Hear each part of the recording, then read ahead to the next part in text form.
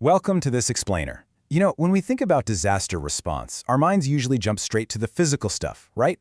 Handing out bottled water, dropping off blankets, clearing rubble. But today, we're unpacking how true disaster response is actually way more complex than that. It is a highly structured, rights-based process, and it has one ultimate goal: restoring human dignity. Let's get right into it.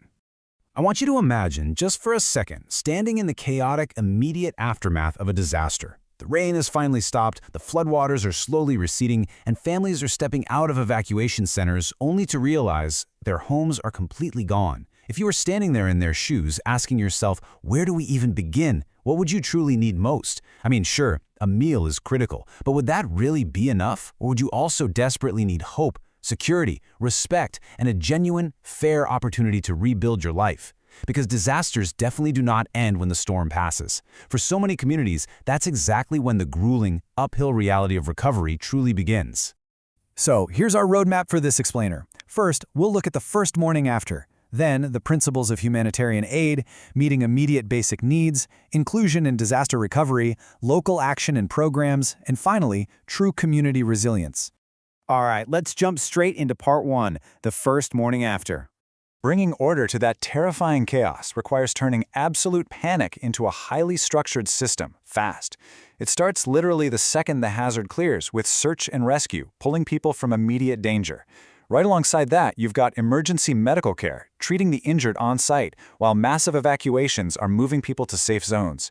And right on their heels, the rapid setup of temporary shelters and the distribution of basic survival supplies. It's incredibly complex, but behind the scenes, an incident command system is acting as the brain of the whole operation, coordinating first responders, local governments, and volunteer groups so they aren't tripping over each other.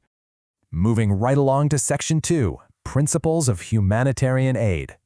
At the heart of all this is the Humanitarian Charter, which asserts a very fundamental principle. Every single person has a right to life with dignity. To guarantee that actually happens on the ground, relief work relies on four core UN principles: humanity, neutrality, impartiality, and independence.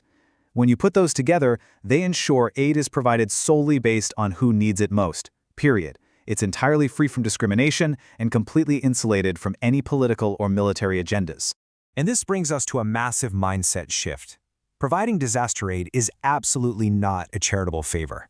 It's not just something we do to feel good about ourselves. These are essential conditions for human recovery. Receiving help during a crisis isn't a privilege. It is a fundamental human right. Okay, Section 3, Meeting Immediate Basic Needs.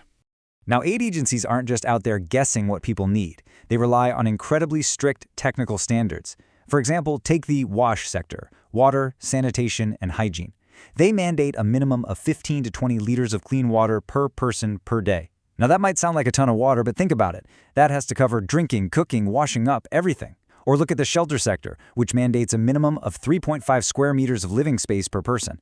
That is barely the size of a small walk-in closet, but it establishes a critical, non-negotiable baseline. These strict quantitative metrics are exactly how we measure human dignity and hold agencies accountable in the field. Next up, Section 4, Inclusion in Disaster Recovery.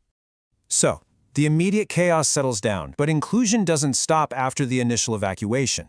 Now we have to ask some really difficult questions about the recovery phase. Who gets to return home first? And who gets left behind, lingering in those crowded evacuation centers for months, long after the news cameras have packed up and left? Furthermore, who's actually getting access to the financial aid or the resources to rebuild? And even more critically, who is being completely shut out of the decision-making process for their own community? Because unfortunately, all too often, the most vulnerable populations are the exact ones left out of these vital conversations. But there are models showing us how to do this right. Take the Inclusive Korea model, for example. It's designed fairly from the ground up. It dictates that evacuation centers absolutely must have accessible ramps and working power for medical devices.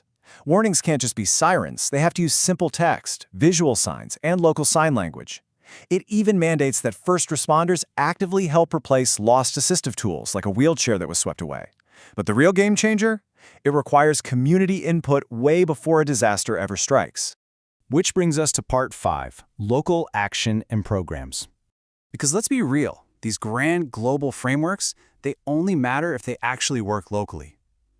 Institutions like the De La Salle College of St. Benilde are a prime example of translating these massive global principles right down to grassroots service. Their approach perfectly blends God-centered service with modern innovation, using skills like digital literacy to tackle immediate social problems head-on. And they put this into action through some highly targeted, really impressive programs. You've got Benilde Operation Sagip jumping into immediate disaster relief. You have Kawe Pilipinas combating urban hunger by setting up community kitchens and packing meals right there on campus. But they also know recovery is highly social, which is why student volunteers run an alternative learning system for out-of-school youth, and the Kagapai volunteers group Access Peer Mental Health Advocates. It's just a fantastic blueprint for tangible, local impact. And finally, Section 6, True Community Resilience. So, the old idea of resilience was simply bouncing back to how things were before the disaster hit. But honestly, scratch that. That's a flawed way of looking at it. True resilience is not about returning to the fragile state you were in before. It's about learning, adapting, and modifying your systems so you bounce forward, making you far more capable of handling whatever threats come next. A truly resilient community weaves a few critical elements together. It relies on strong social capital, meaning dependable networks between neighbors. It requires resourcefulness to use local tools efficiently, and adaptability to face unprecedented threats like climate change or pandemics. But above all else, it demands an unwavering commitment to equity and inclusion. A community simply isn't resilient if its most vulnerable members are left behind. If there is one absolutely crucial takeaway from our explainer today, it is perfectly summed up right here. Recovery does not end when the buildings are rebuilt. True recovery is measured by a community's continued learning and improvement. Resilience means recovering stronger than before.